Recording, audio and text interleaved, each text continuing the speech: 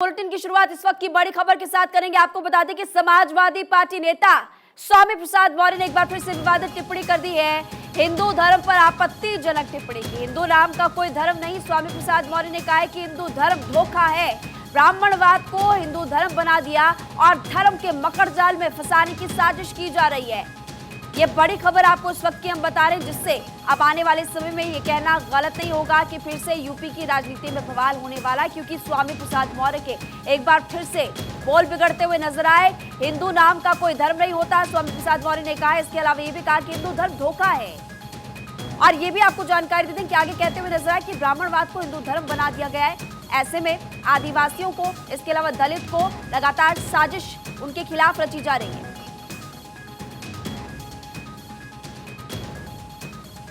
जरूर है कि ब्राह्मणवाद की जहरें बहुत गहरी हैं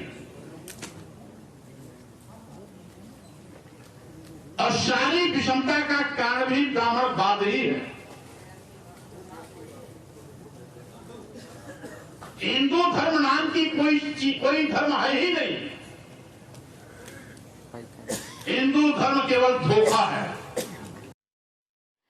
हिंदू धर्म केवल धोखा है, ये आपने सुना। और इसी पूरे मामले को लेकर बड़ी खबर आपको बता दें एक और मिल रही कि स्वामी प्रसाद मौर्य पर अब फिलहाल केस दर्ज हो चुका है।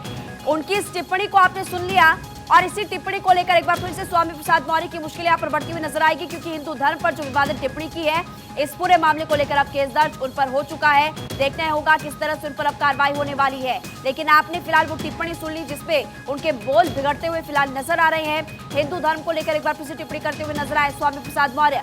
और ये आपको बता दें कि वकील विनीत जिंदल ने दिल्ली पुलिस को फिलहाल शिकायत अब दे दी है और उनके खिलाफ केस दर्ज अब फिलहाल किया गया है। यानी कि स्वामी प्रसाद मौर्य की मुश्किलें बढ़ती हुई नजर आएगी। हिंदू धर्म पर विवादित टिप्पणी की थी और इसी को लेकर केस दर्ज किया गया।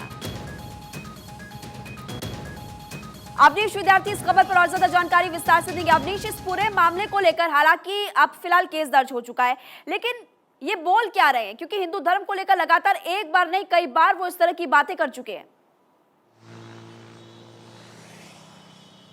जी हाँ, बिल्कुल। पिछले साल आपको याद होगा रामचरितमानस पर हमलावर थे, उसकी चौपाइयों पर हमलावर थे स्वामी प्रसाद मौर्य। और अब हिंदू धर्म, ब्राह्मण जाति या ब्राह्मणवाद को लेकर के लगातार बहुत तीखे स्वर उनके जो है लगातार सामने आ रहे हैं। और इस बात की आलोचना न सिर्फ विपक्षी दल द्वारा, यानी सत्तारूढ़ पार्टी है बीजेपी की तरफ से, उनके तमाम नेताओं की तरफ से की जा रही है।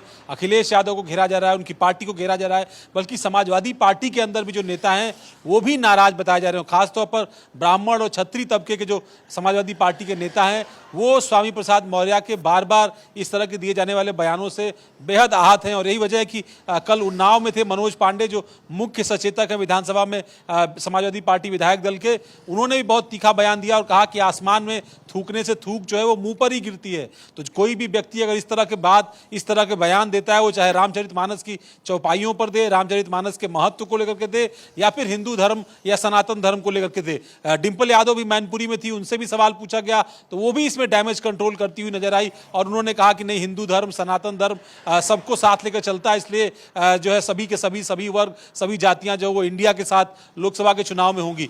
बीजेपी को लगता है कि इस मुद्दे को सामने लेकर के, अभी देखिए आपसे थोड़ी देर पहले केशव प्रसाद मौर्य, उनका बयान सामने आया कि इन तमाम बयानों को अखिलेश यादव की शह है, यानी उनका कहीं ना कहीं जो है पर्दे के पीछे एक प्रोत्साहन है इन नेताओं को। और इसीलिए बार बार हिंदू धर्म, ब्राह्मणवाद और इस तरीके से रामचरितमानस को लेकर के स्वामी प्रसाद मौर्य हमला कर रहे हैं। जब रामचरितमानस को लेकर पिछली बार उन्होंने अटैक किया था, तब उनको पार्टी ने राष्ट्रीय महासचिव बना दिया और उसके बाद ये विवाद और भी ज्यादा बढ़ता चला गया। हालांकि कुछ दिनों से वो रामचरितमानस पर बोलने से बच रहे थे, लेकिन जैसे जैसे अब चुनाव नजदीक आ रहे हैं, जैसे जैसे कांटे की टक्कर जो है वो दिखाई पड़ रही है, वैसे वैसे इस तरह के तीखे बयान देकर के कहीं ना कहीं समाजवादी पार्टी के लिए सामने आई रहे। और इस पूरे मामले को लेकर फिलहाल अब केस दर्ज करने की मांग की गई है। अपडेट अपने तमाम दर्शकों को लगातार अवनीश फिलहाल हम बता रहे हैं, आप हमारे साथ बने रहिए। लेकिन इसी बीच सुभाष सपा नेता और बीजेपी की इस पूरे मामले को लेकर क्या टिप्पणी है वो भी आप सुन लीजिए। समाजवादी पार्टी के राष्ट्रीय महासचिव श्री स्वामी प्रसाद मौर्य जी लगातार हिंदू देवी देवताओं पर सवाल खड़ा कर रहे हैं और हिंदू समाज की आस्थाओं पर सवाल खड़ा कर रहे हैं। इससे साफ जाहिर हो रहा है कि समाजवादी पार्टियों को हिंदुओं से बहुत ज़्यादा नफरत है। यही समाजवादी पार्टी के नेता जब इस बात को कहते हैं तो अपने नेता श्री अखिलेश यादव जी के किए कुकर्मों को भूल जाते हैं। ठीक है, स्वामी प्रसाद मौर्य जो इस तरह के बयान देते हैं उसके पीछे सपा की एक सोची समझी साजिश है। जिस तरह अखिलेश यादव अपने इस तरह से हिंदू धर्म पर हमला करा रहे हैं, मुझे लगता है उन्हें सामने आना चाहिए और इस पर स्पष्टीकरण देना चाहिए। कभी उनकी पत्नी कहती है कि मैं हिंदू हूं, उनके एक विधायक मनोज पांडे कहते हैं कि स्वामी प्रसाद मौर्य अनर्गल बयान दे रहे हैं, और एक तरफ स्वामी प्रसाद मौर्य का इस तरह का बयान जो जारी होता है उसके पीछे अखिलेश यादव की सहमति है। मुझे लगता है अखिलेश यादव को लगातार हिंदू धर्म पे जो हमला उनकी तरफ से हो रहा है उस पर विचार करना चाहिए, सामने आना चाहिए और अपनी मंशा स्पष्ट करनी चाहिए। 2024 के चुनाव को लेकर इस तरह का रवैया, कभी वो हिंदू बने, कभी वो मुसलमान, कभी वो बौद्ध, मुझे लगता है जो वोटर है वो सबसे समझदार है। लगातार 4 चुनाव में हारते रहे और अगले चुनाव में भी अगर इसी तरह हिंदू धर्म पर हमला स्वामी प्रसाद मौर्य की पीठ के पीछे से करवाते रहे तो आगे भी उनका यही हश्र होने वाला है। तो सुबह सपा नेता और इसके अलावा आपने बीजेपी की टिप्पणी सुन ली। उन्होंने साफ तौर पर कहा है कि अखिलेश यादव का समर्थन मिल रहा है, इसी वजह से वो इस तरह की टिप्पणी फिलहाल कर रहे हैं। सुमित लगातार हमारे साथ जुड़ चुके हैं। सुमित, इस पूरे मामले को लेकर खबर अब ये है, अपडेट अब ये है कि केस दर्ज करने की मांग यहाँ पर की गई है। जी बिल्कुल, देखिए सुप्रीम कोर्ट के वकील विनीत जिंदल ने ये कंप्लेन दी है दिल्ली पुलिस को, और दिल्ली पुलिस के कमिश्नर को जो कंप्लेन दी गई है उसमें सीधे तौर पर कहा गया है कि जिस तरह से स्वामी प्रसाद मौर्य ने जो बयान दिया है, हिंदुओं की धार्मिक भावनाओं को यहाँ ठेस पहुंचाने का काम किया है, ऐसे में उनके खिलाफ आईपीसी की धारा 153A, 295A, 298 और 505 आईपीसी की धारा में जो है एफआईआर दर्ज किया जाए।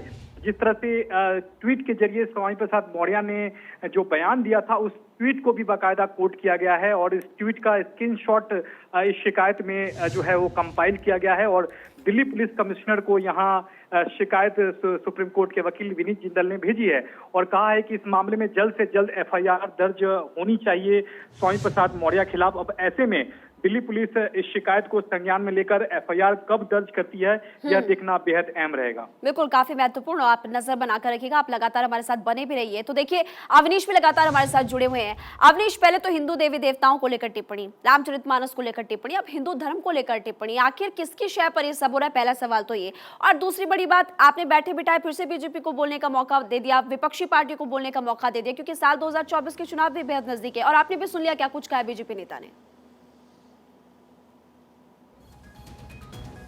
देखिए, बात सही है। बीजेपी के लिए तो जो है कहीं ना कहीं एक फुल टॉस बॉल मिल गई है, और इसीलिए बीजेपी के तमाम सारे नेता, चाहे वो केशव प्रसाद मौर्य हों या दूसरे और नेता, इसको फुल टॉस बॉल की तरह ही ले रहे हैं, खेल रहे हैं, नो बॉल पर छक्का मारने की कोशिश कर रहे हैं। दूसरी तरफ समाजवादी पार्टी के अंदर 2 धड़ा है। एक धड़ा आपको याद होगा, रामचरितमानस के दौर में उसने अखिलेश यादव से मिल करके इस बात की शिकायत की थी कि इस तरह के बयान, खासतौर पर रामचरितमानस को लेकर के बड़ी आस्था है, न सिर्फ हिंदू समाज में बल्कि सर्व समाज में एक आस्था है, एक बहुत आदर के साथ उसको हमारे घरों में पूजा जाता है, सम्मान दिया जाता है। 2 धड़ों में यहाँ पर समाजवादी पार्टी बढ़ती हुई नजर आ रही है। अखिलेश, माफ कीजिएगा, अवनीश आपको रोकना पड़ रहा है क्योंकि समय की थोड़ी कमी है। तो अब देखना होगा कि कैसे उन पर एक्शन लिया जाता है और कैसे उनकी मुश्किलें फिलहाल यहाँ पर बढ़ती हुई नजर आएगी। आप दोनों का बहुत बहुत शुक्रिया जानकारी देने के लिए। देखिए, बड़ी खबर है और टिप्पणी उन्होंने यहाँ पर कर दी और उनकी मुश्किलें अब फिलहाल यहाँ पर बढ़ती हुई नजर आएगी।